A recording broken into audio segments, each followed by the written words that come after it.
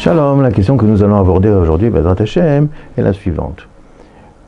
Une personne qui a amené une question à un Rav, et le Rav lui a dit, comme quoi la chose est interdite, est-ce qu'il a le droit d'aller voir un autre Rav, pour que peut-être ce deuxième Rav vienne à lui permettre?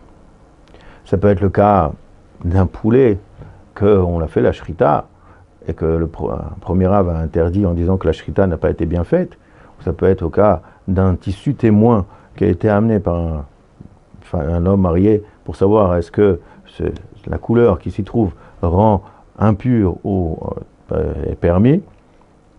Donc, la Gemara dans Avodah Zarah, page 7a, vient amener une braïta qui dit que celui qui a posé une question à un chacham et le chacham lui a dit comme quoi cette chose est interdite, ou alors il lui a impurifié, il est interdit d'amener ensuite à une personne, à un autre chacham, pour qu'il vienne à lui permettre ou le purifier la chose. Le Tosfot, là-bas, explique que, cependant, si maintenant il vient à dire au deuxième chacham, au deuxième rav, lui expliquer comme quoi cette question a déjà été posée, ça sera permis. Pourquoi pas? Pourquoi pas demander à plusieurs rabbanim? Les Rishonim expliquent, ramènent trois raisons. Il y en a une qui est plus acceptée. Nous allons commencer par la plus acceptée. C'est tout simplement que lorsque le Rav vient à statuer sur ce tissu témoin, sur ce poulet, il vient maintenant à le rendre interdit. Comme si que c'était de la viande interdite, comme si que c'est terminé. La personne est interdite, est impure. On ne peut plus rien faire. Donc maintenant, lorsque je vais amener la question devant un deuxième chacham, je viens le faire trébucher, lui faire quelque chose d'interdit, parce qu'il va me permettre quelque chose qui est déjà interdit. Comme ça explique le Ravad. Il y a d'autres raisons qui ont été dites, comme une raison, c'est parce que par égard, pour kavod au premier chacham, on ne va pas demander à un deuxième chacham, ou alors pour pas qu'il y ait deux torotes, deux sortes de Torah, la Torah de ceux qui permettent et la Torah de ceux qui interdisent. Malgré tout, il y a quand même des exceptions. C'est comme on a dit, il faut que la chose soit quelque chose de nouveau. C'est uniquement ce poulet sur lequel on a statué. C'est uniquement ce tissu témoin sur lequel on a dit qu'il était impur. Si maintenant c'est une question qui a été déjà marquée et on a rédigé des livres et des livres sur cette question, il n'y a rien en train de... Le Rav, là, on ne peut pas dire qu'il y a un problème de kavod ou qui va rendre la chose interdite, parce que de toute façon, il y a plein de livres qui viennent à permettre. Là, ça sera permis. Deuxième chose, lorsque la première fois qu'on a entendu cette halakha, c'était dans un cours, non pas sur un cas pratique.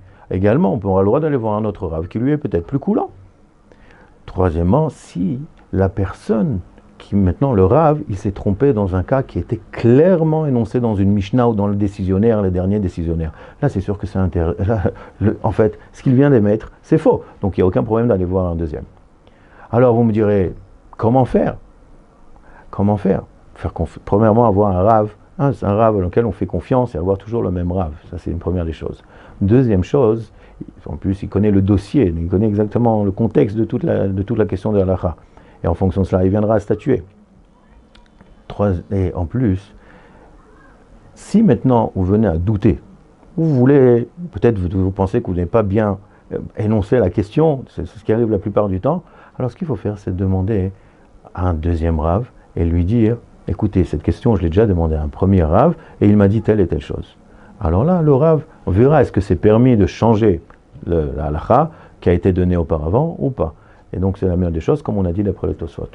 Donc, bien sûr, si une des conditions également qu'il faut faire, c'est d'aller voir un Rav qui est de la même origine, qui va lui dire de quelle origine vous êtes, de telle façon qu'il va statuer selon les décisionnaires que vous avez, si vous êtes Sfarad, selon les Sfaradim, si vous êtes Ashkenaz, selon les Ashkenazim.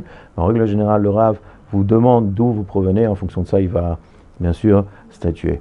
Alors n'hésitez pas à demander à un Rav, et si vous doutez un petit peu, vous aurez le droit également de demander à un deuxième Rav, mais en lui disant, en le précisant, comme quoi cette question a déjà été demandée à un premier Rav, et il a dit telle et telle chose. Bezrat Hashem, que des bonnes choses. Amen. Kol Tov.